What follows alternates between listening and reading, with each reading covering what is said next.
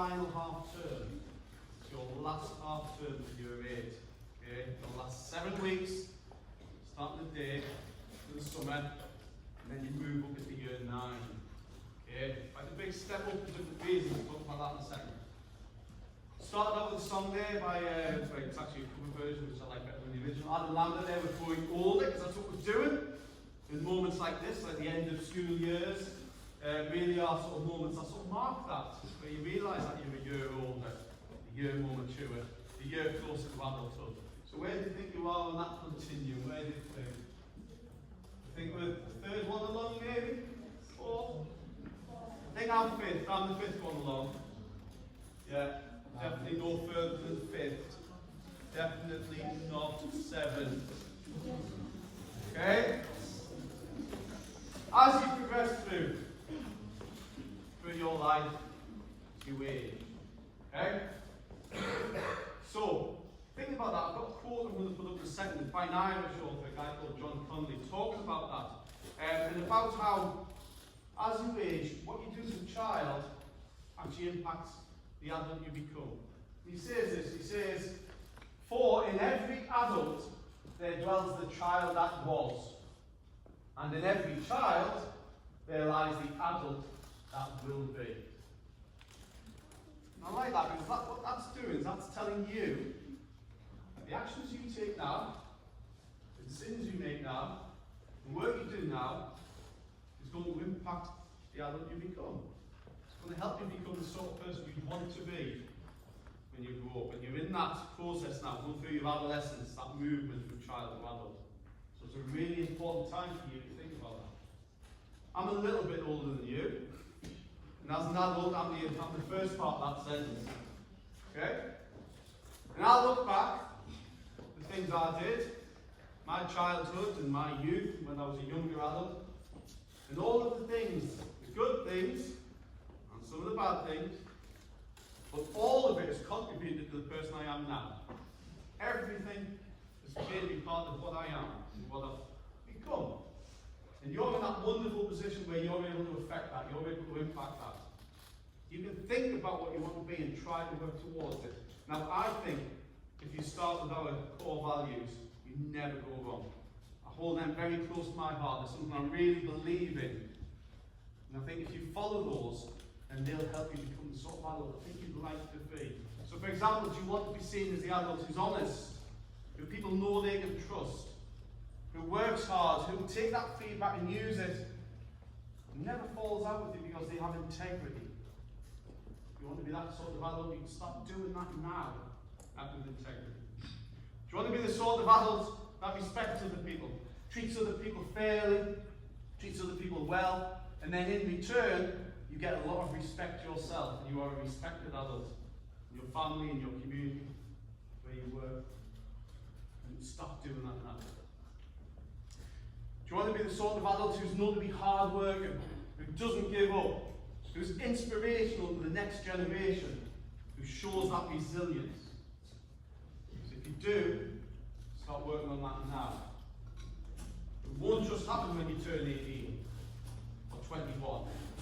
Or as I tell my son, 25 before you were born. Okay? It won't just happen.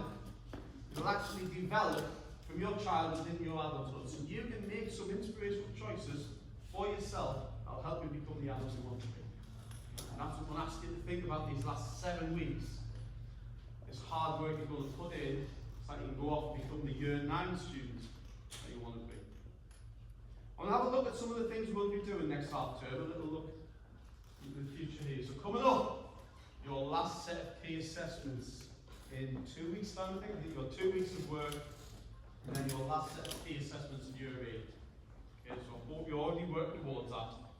You're already looking at your revision notes and going back over. If not, spend time. You need to start doing that. Your teachers will certainly be doing that with you over the next 2 weeks. Really focus. Year 11 is going to be leaving. So 3 years off for you. But they're finishing there, actually in their last 3 weeks, not their last 7. And then they go off literally into adulthood. They're on the job market in 4 weeks' time. Off to college, sixth form. That'll be you soon. So they're leaving. So the school will be a bit quieter. And you stepping up. Right? You'll be the third oldest year group then, in the main part of the school. At the other end of the scale, year 6 are coming in, so you'll remember doing this 3 years ago.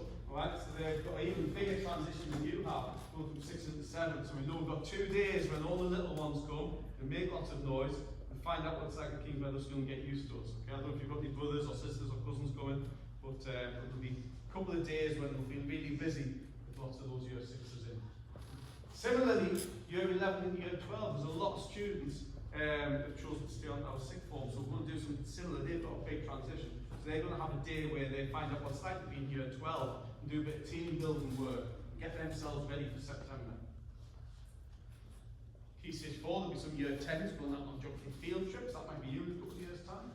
We've got Rewards Day. Someone was just asked me on the yard about the golds and the silvers and the bronze. So a day where you get to do some activity depending on your sort of points and your attitude and the house points that you receive. Now that will be the last year that we do the rewards in this way, by the way. Rather than have one big day at the very end of the year, we're going to have lots of opportunities for rewards across the year, so they'll be a bit closer together and we'll have more opportunities rather than have to wait till the very end of the year. So this is our last one, we're doing it in this way, so enjoy that rewards day. I hope you get the activity that you want.